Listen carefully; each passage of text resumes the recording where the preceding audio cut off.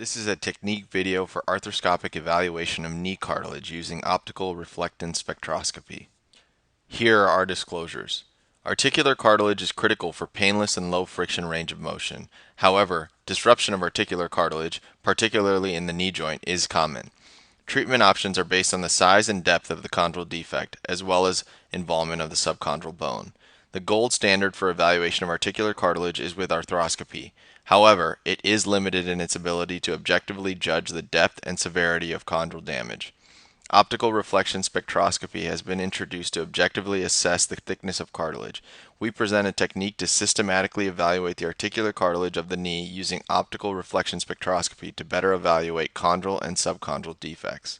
The patient should be set up for knee arthroscopy per the surgeon's preference. Standard anterior lateral and anterior medial portals should be marked out. An accessory superior lateral portal should be marked out as well in case it is needed. Evaluation of the articular cartilage using bio-optical technology can be carried out by following the sequence of standard diagnostic scope. To better aid in systematically evaluating and documenting the cartilage, the articular surface of the knee is divided into 22 sections. These include 6 patellar sections as pictured above. The trochlea should be divided into 4 sections. The medial and lateral femoral condyles should each be sectioned into 4 different parts. Finally, the medial and lateral tibial plateau should each be sectioned into 2 separate parts. After establishing the anterior lateral and anterior medial arthroscopic portals, a 30-degree arthroscope is placed in the anterior lateral portal, and with the knee in full extension, the patellofemoral joint is first visualized. When the articular surface is adequately visualized, the bio-optical imaging system will assess the depth of remaining cartilage and display these depths as a corresponding articular cartilage color on the video screen. A classification system mirroring the outer bridge is proposed with corresponding color readouts. Type 0 has no color on reflectance spectroscopy and represents near normal cartilage. Type 1 is colored pink and represents minor cartilage loss. Type 2 is colored red and represents moderate cartilage loss. Type 3 is colored dark red and represents severe cartilage loss.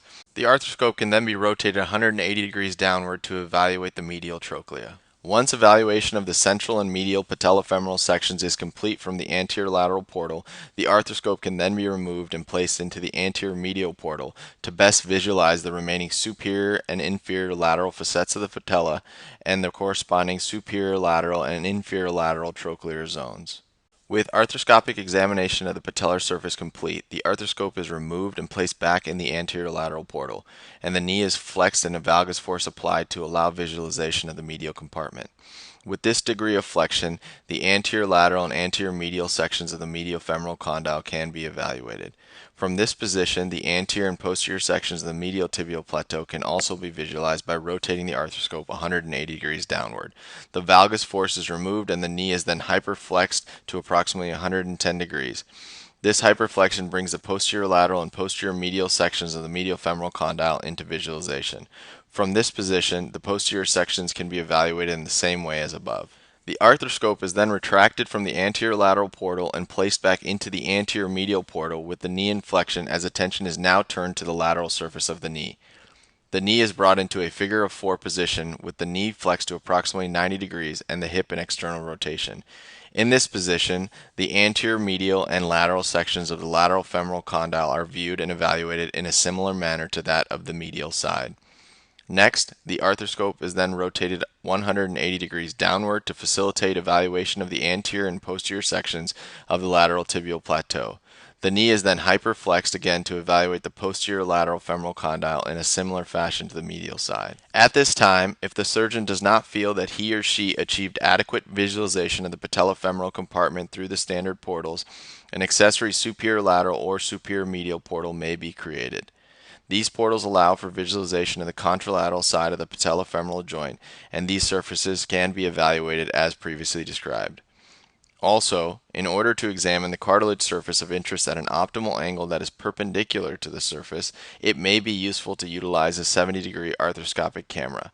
In addition, adjusting the overall brightness of the light source can allow for a clearer examination. The additional technical considerations are usually adequate to evaluate the articular surface in the majority of cases. Thank you for your time.